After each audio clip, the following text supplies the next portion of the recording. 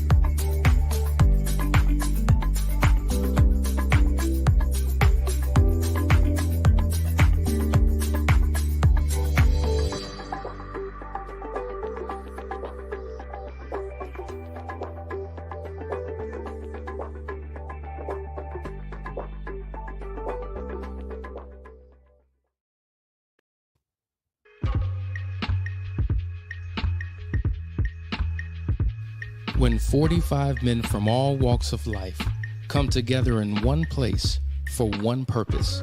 There is a collective harmony that produces an amplification of power that leaves an impact on the lives of men that cannot be erased.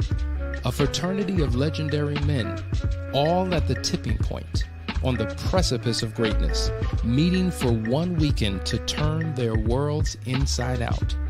For the first time ever, the Foundry experience. Not an event, not a seminar or retreat, but an opportunity to come face to face with the man you were always destined to be. If you want a life that's better than the one that you are living, meet us January 2023 for the Foundry experience.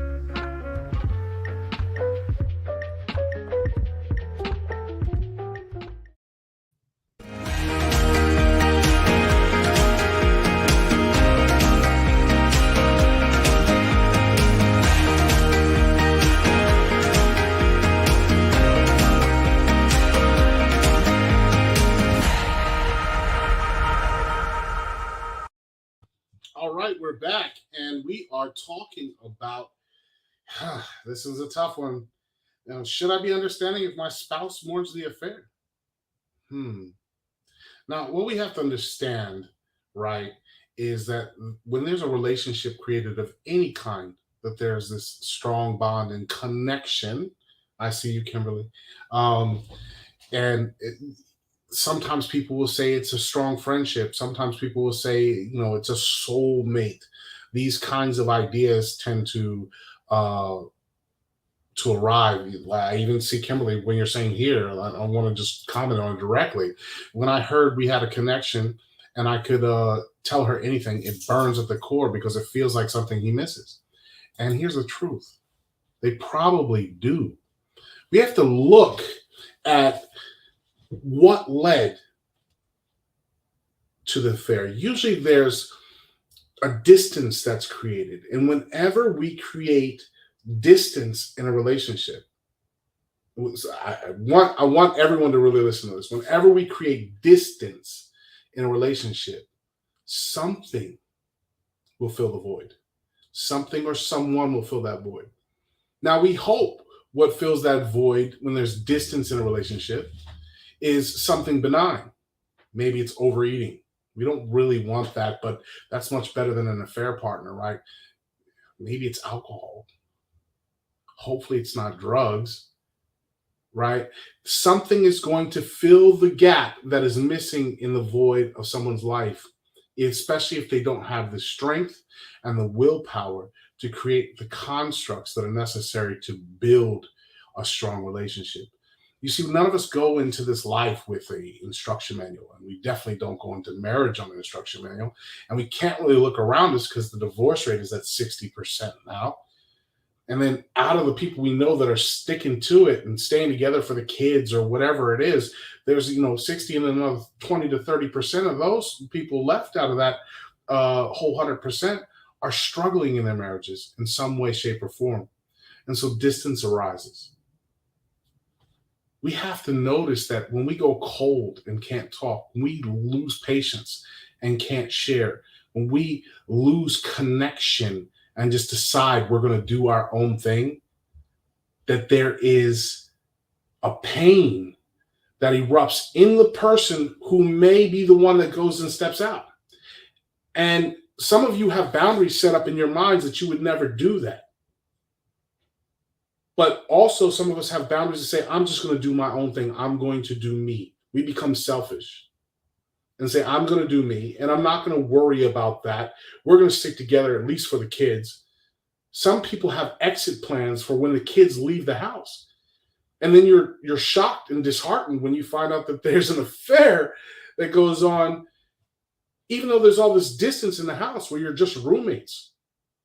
We come together for the kids. We talk about bills. We talk about issues, but our problems, no, he's not mature enough to handle my problems. She's not mature enough to deal with what's going on. They don't understand me anymore. This leaves a gap. So I want to put this out there as a warning for couples who are trying to work through this. Like, any gap between you and your spouse, you and your partner, leaves a void that can get filled with something negative. We hope they fill it with something positive. Maybe they take it out on the weights in the gym. We hope it's filled with something positive, and we hope that that distance is only a temporary thing, a day or two. But when we notice that there's more than just a day or two going on when we're not talking, we need help. We need intervention. Whether that's from a pastor at your church who you see has a wonderful relationship, key factor, because not all pastors are whether it's a counselor, let's make sure that that counselor is married and has a successful relationship. We have to vet the people that we're listening to, whether that's just seeking advice, but advice from someone who's in a happy, committed, fulfilling relationship. We can't just go to our friends and vent, because the feedback we get from angry people is anger. The feedback that we get from unsatisfied people is how to be unsatisfied. And it makes us feel comfortable staying where we're at as opposed to growing. If we're not pursuing new knowledge, new ways, new angles of getting to a solution, if we're constantly dodging and hiding from the reality of what's going on, if we're too afraid to confront because of the fear, we don't want to communicate, we're leaving a gap. So we have to be, once you make the commitment that you're going to go back to being in a relationship, that you're going to make this relationship work, there has to be a small bit of understanding that that person, now, I believe in burning the bridges. The moment that you say you're committed to working this out, that affair partner has to go, cease all communications, all connections when possible. The only time that there's a difference in that is when there's a child involved, but even that deserves extremely strong boundaries. Extremely strong boundaries. But once we make that commitment, we have to understand and get to the root of what was missing. And to Kimberly's point, it burns to the core because I feel like it's something he misses. It is something he misses. Being able to just tell anybody anything. Maybe there's something we can work on to where your husband, your spouse, your partner, your wife, can get to a point where you can, how do I get to that point where you can tell me anything? How do we create a safety zone that allows for open and honest communication within a relationship? It doesn't matter what it's about, whether it's sex, whether it's intimacy. Some people are battling weight loss challenges, and instead of tearing each other down, we should be building each other up and creating projects together. If you're the physically fit one and you're looking at your spouse going, oh, they gained a few pounds, I'm the one that gained all the weight. And my wife was constantly encouraging me to get back in the gym, to do things that are positive. And every time I looked at it, it was criticism. I didn't understand that there was care, love, and concern in that. I looked at it as her saying, you're not the man that I married, and I don't want to. I looked at it as that. But all the other indicators, the way she took care of me, the way she cared for me at home, the way she was still engaging in me, it wasn't like, ooh, you're disgusting, get off me. It was literally, she was concerned about me becoming morbidly obese, and I was. And I've been battling an 18-month journey with her support to get back on track. But it has to be a together thing. It has to be a together thing. And so we have to get these open lines of communications. We have to also understand, I was a person in an emotional affair. I am freezing, so bear with me. I was a person in an emotional affair. Okay. 12 years ago, 13 years ago. And the connection at work felt like I could tell that person anything. And so when it was cut off, there was this emptiness inside.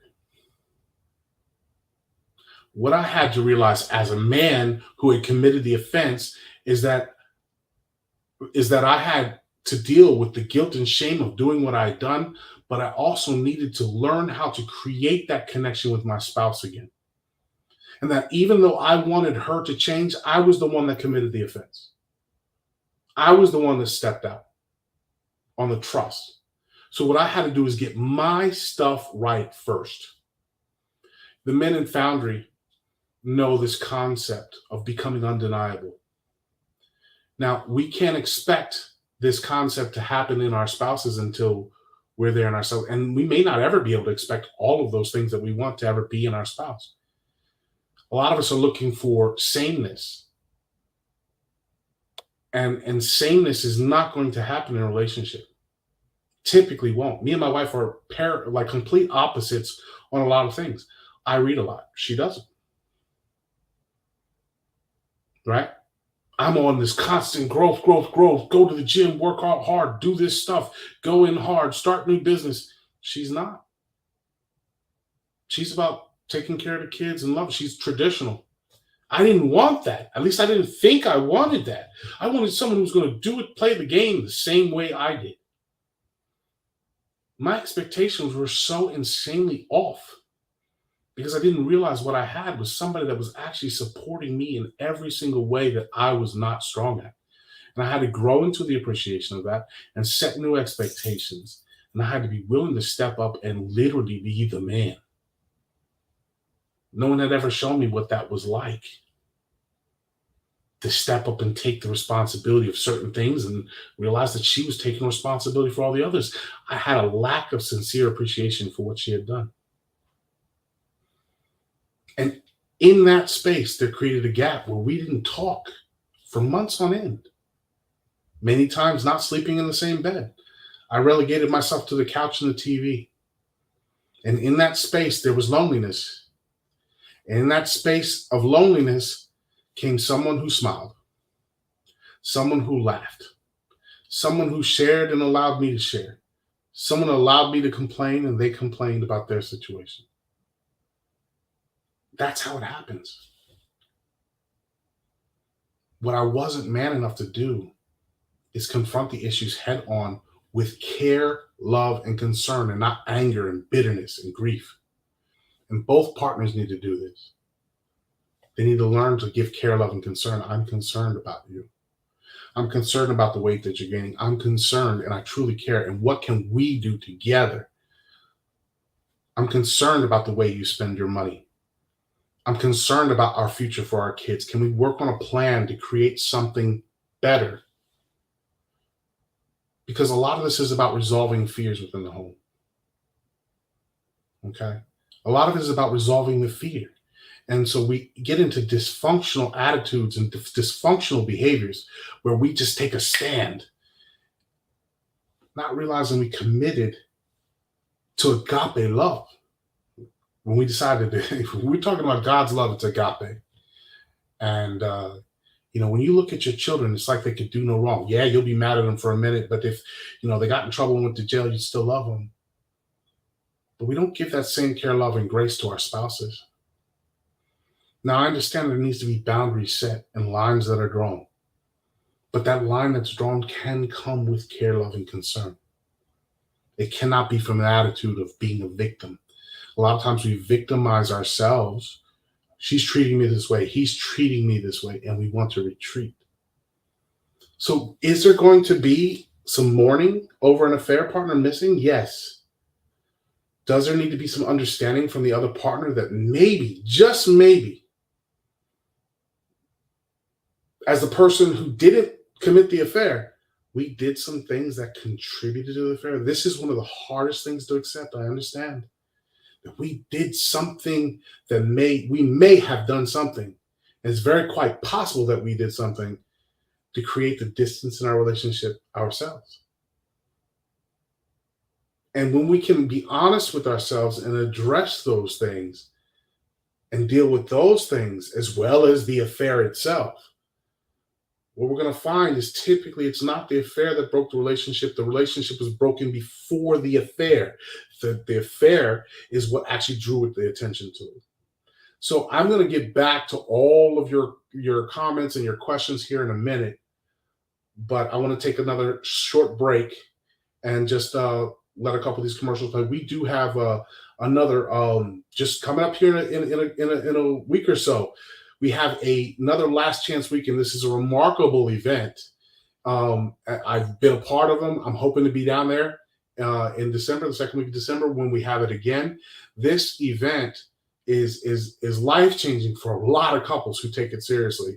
So if you're in a struggling place in your relationship and you're looking for something that can help you turn things around, I want you to imagine 36 hours of counseling sessions, almost 8 months worth of counseling in one weekend. So you're not breaking it up and arguing for a week and then breaking it up and for another hour, and I didn't get to say my point and she didn't get to say her point, and none of those different things are going on. You're getting a chance to confront it all and deal with it all in one swoop, so that you can actually start counseling from there if you continue to need it in a manner that's actually going to be effective, because a lot of the stuff that was in the way is now out on the table. So I want you guys to consider Last Chance Weekend coming up here. December, I don't want to give the dates. I'm gonna look. It's in the middle of December. There we go. November 11th through the 13th.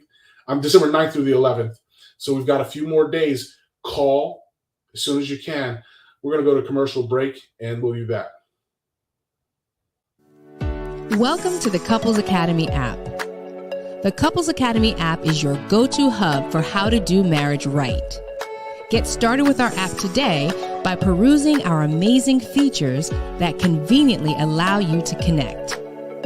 This app is packed with powerful content and resources to help you grow and stay connected. With this app, you can watch our messages, find marriage resources, watch, listen, and read the real-life stories of restored couples, sign up for events, read articles and blog posts, stay up to date with push notifications, share your favorite messages via Instagram, Facebook, Twitter, or email, and download messages for offline listening. For more information about the Couples Academy app, go to couplesacademy.org.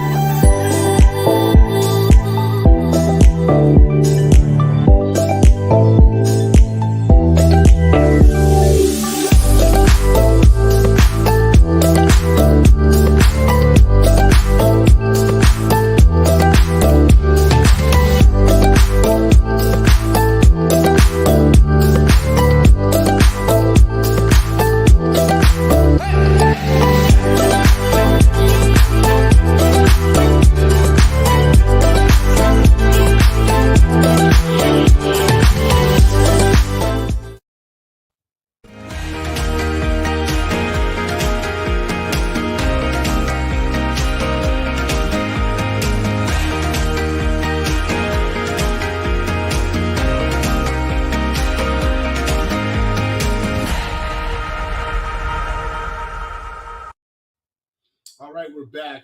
I want to get to some of the comments, and I'm going to go to Ben. Ben says, thank you for this episode. I'm the unfaithful, and I've been channeling old martial arts mind exercises. It works, but it's disconnected me from real life. It was the only way to compartmentalize my feelings to function. Now I feel nothing towards anything, but at least I'm not cheating. Okay, Ben, good for you, brother. That's the first step. So we have to look at what life is. And sometimes we use comparisons to things that we see in nature or things we see in life that can actually help us understand what's going on. And the reason why I say good for you is because the first practice is detachment. The first practice is detachment. This is progress compared to some of the posts I've seen you post in the past. Detachment is the first place. So we may go into mindfulness and awareness exercises, okay? So if you look at a caterpillar,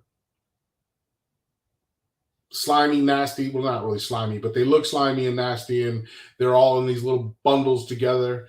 And then all of a sudden they come out and they're, eating leaves and doing whatever they do.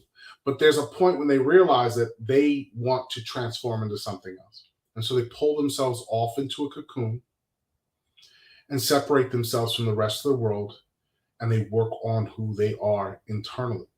That's detachment. I'm pulling myself away from all these other things. So it's good that you can take those exercises, meditation, martial arts. I'm a martial artist myself, so I completely get the idea of being able to detach and focus on you. And I do understand that detachment comes with this lack of emotion. All right. So once we get through that, we have to make a decision on what we want as an outcome. We have to design that. Okay. What do we want as an outcome? Once that's designed, we put plans in motion to come out into the world and break free from that cocoon. And in the process of coming out of that cocoon, it's difficult. See, if I cut that caterpillar out of the cocoon, when it comes out as a butterfly, its wings will literally be filled with this pus that's helping it grow.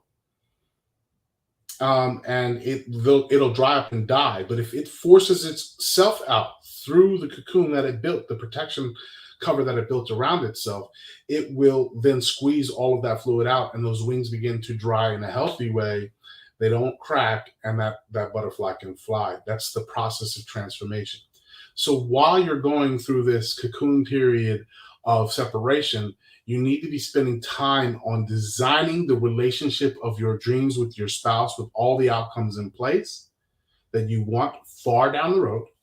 And then you need to work on what you need to do to become the person that inspires that change, that influences that change in them. Because obviously you're the one with the affair partner, so you had something that was lacking, but you also violated. So when you violate and you step out and you come back with all these demands and these changes, no one's paying attention to you. Yes, you're doing the right thing by coming back and committing to the relationship, but we have to go a step further. We have to go into the process of being the one that comes up with a plan to heal the relationship. And then we have to be consistent in our attitudes and behaviors and in our care, love, and concern to show that that person can be certain that they can trust you again. Once that certainty happens, then we can begin the process of working on the things together. They need to be a mutual thing that you can use to come together to do that. And you may have to find different ways to inspire that. So when I started working out, I was telling my kids to work out. New converts have this thing, you become a new Christian, you're going around telling everybody about Jesus all the time, trying to convert everyone to your religion, your ideas, and you haven't even lived it yet. Everybody's like, yeah, man, I remember when you were still doing drugs, or you were still doing this, or you were still running around with women. All of a sudden you want to convert everybody. We have to live a life of consistency so that our light can shine and influence others. So once we get to that consistency point, we can have the design and the plan, and we have to take steps to it ourselves and then invite the other person to come along on that journey to designing that relationship. So I want to address that real quick. Vashawn, my wife's affair partner was killed last month, and lucky for me, she would guarantee me that there was no feelings of hurt or sadness. She made no attempts to attend the wake or the funeral. What a relief for me. Sad event that happened. I mean, we don't wish death upon anyone, but I do understand the relief that there was no real attachment there. And a lot of times we'll find that after a period of separation, that those bonds, those connections will die. Separation does lead to that. So I'm happy for you that you were able to get some relief and out from the concern that you had there. I see Freddie Moore. Good morning. I also see C. Conrad. I can understand intellectually their need to mourn the affair partner. However, as the betrayed, it is very painful to deal with. I'm going to give you something more painful to deal with. I want you to do this, and you don't have to share it with anyone, but I would share it with a counselor if you need to, and maybe even your spouse. I want you to consider that forgiveness and getting beyond it begins with realizing what you may have done in the relationship that wasn't good yourself. Now, this is not to remove the blame. There's no reason, but it is about identifying what could be fixed that could create stop that separation and the gap. What could have been done better? And there's 4 quadrants we deal with: spiritual, emotional, physical, and financial. Where was the violation? Where was my letdown? We call these securities, high level of security in the spiritual, high level security in our emotional balance, how we manage our emotions and how we deal with the emotions of others, high level of how we deal with our own physical fitness and whatever those challenges may be, whether there's something in the way or not, there's always something we can do. And then high level of financial accountability. So if we can get to a point where we can identify what was wrong with us and work on that, then they also begin to work on them. And now we can close the gap because we've made a decision to stay, right? And to make a decision to stay without fixing the problems that created the problem in the first place is actually it's just more painful. And so I understand that there's pain there and it's hard to deal with. But if we both can learn to look at ourselves and work on a better solution for each of us, not just fix the affair partner, fix the person who had the affair partner, but fix ourselves as well. Begin here. You are the change you're looking for. You really are. And so let's create healthy and happy environments that don't need to have someone else come distract them. I found that was the saving grace in my relationship, is creating a relationship so strong that there was no need to look anywhere else, because the security levels and the emotional, the spiritual, the physical, and the financial quadrants are all moving in the right direction. Okay. Freddie Moore, I just had this conversation with my wife last night about me being a new parent to transparency. Yep, it's hard for me to open up. Yeah, it's something we all have a problem with, because we learn to live these closed lives, especially if you're an introvert naturally. Sometimes if we're an extrovert, we can say too much. And introverts have a tendency to try to hide everything and hold everything in and just deal and power through. Being a man is not just being tough and dealing with pain. It's really about having the courage to show vulnerability. There's no such thing as vulnerability without courage. For those who want some more information on how to deal with that and how to open up, Brene Brown, Dr. Brene Brown, amazing author. You can watch her specials on Netflix. There's a couple other places. You can watch YouTube videos. Dr. Brene, she deals with shame, guilt, and blame. That's what she focuses on, a psychologist. And a lot of us need to get beyond this when we're in relationships. Good morning to Catherine from Nashville. I haven't been to Nashville in a little while, trying to get back down there. I'm in the same situation, bro. I see Freddie Moore. Pop it. My husband continued his emotional affair after leaving the workplace. He refuses to acknowledge he did the wrong thing. Even after several discussions about his friend, he only became more secretive. Yeah, last chance weekend, get some counseling. The problem with men in counseling is that typically that needs to be a man that they respect. They need to want what that man has. And a lot of times they're just looking at that degree on the wall saying head shrink, and I don't want that, what that is. So, get them in touch with us. We can, we'll talk. Even if you could just get a 15-minute conversation with us, honey, that's free. You can set that up. If you can just get your husband to talk to him for a few minutes, that can make a difference. Believe it or not, sometimes when they see how real and that, because we don't defend the wife or the husband. We're not working for your first name. We're working for your last name. Okay. Our whole goal is to get this thing working again. DWW, how we get to that place of concern when the spouse lies about the affair? You can't. You can't. As long as there's still lies going on, you can't. And that's why you need help, because they need to feel okay. Like, we've had several instances at last chance weekend where the spouse came in thinking he was going to be able to get away with lying the whole time. We confront that really quickly. And actually it helps because there's a group there of guys encouraging each other to open up and tell the truth. We've been at last chance weekends where they came to deal with one person's affair and the other person was hiding it, that their affair, and they thought they were going to come there to work on the one, and they end up finding out that they're dealing with two affairs on both sides. Okay. Or multiple affairs that people didn't even know about. And it's just an environment that allows the transparency to come out, because we create a safe space for that. So consider last chance weekend. Good morning, David Page. Pop it. I accept I contributed to the disconnection between us. However, infidelity, constant lies, and deception never once occurred to me as being an option or a tool to fix us. Well, I wouldn't say the deception, constant lies, is an option to fix it. But I will say that when we disconnect, there's a lack of transparency, and in that there's already lies. Silence can be the biggest lie. The fact that we're not speaking up, that we're not acknowledging the lack of connection, that we're not willing to be vulnerable enough to share. And nothing excuses an affair. Nothing excuses the violation of trust. Nothing it does. But at the same time, we're here now. What are we going to do about it? That's the decision. We're here now. This has already happened. We've made a commitment to stay together. How do we make sure that it never happens again? And lies and deception are tools for the weak. They are.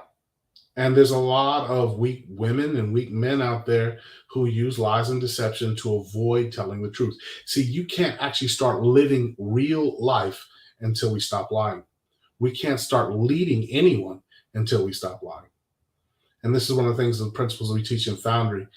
So if you have, I deal with the husbands, Danielle deals with the wives.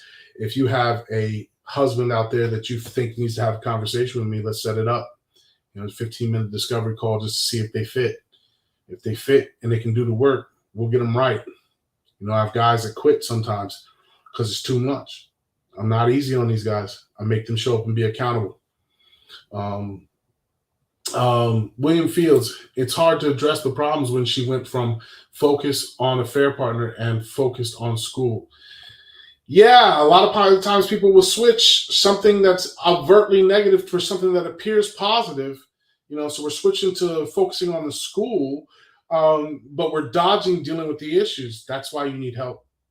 Like someone needs to come in and intervene there, because sometimes people need a little encouragement to have those conversations. What we don't realize is we're like, I just want them to open up and talk to me. But the moment we start talking and start telling them the truth, what happens? They catch punches and blows, and there's no one there to referee the fight. That's why we need counselors in this situation. I see Gonzalez. Good to see you, brother. It's one of my Foundry brothers. Slim 1515. After my affair, I am now stuck in limbo because now my wife doesn't know if our marriage is salvageable. How long should I wait before one of us has to make a decision? I'm going to tell you right now that you're going to have to make a decision. That you're all in. I want you to read the book, What Radical Husbands Do. Because what she's missing, she's not looking for a reason to leave. She's looking for a reason to stay. And that means you need to show up in a different way, brother. I'm going to say that again because I see I'm lagging. She's not looking for a reason to leave. She's looking for a reason to stay. So I'm going to tell you to read What Radical Husbands Do and implement everything you read there. Okay? Because just not cheating is not going to fix the problem. You have to become someone different and show up in a different way. And then when you do that, it'll encourage her to make some changes as well if you're looking for those. Daryl Gardner, I see you from South Carolina. Good to see you, brother. It's one of my Foundry brothers. Love to see you guys show up on the show. And Monica Smith, It's not the first time my husband cheated. He went back to the same woman after I forgave him the first time. We went to counseling and he kept lying. I want to say that if your counselor couldn't uncover the lies, then maybe they're not the right counselor. I don't know who they dealt with or what level of intense discussion there is. I'm telling you right now, Last Chance Weekend, we get that out. We can find. I smell a liar. We can look them right in the eyes and tell.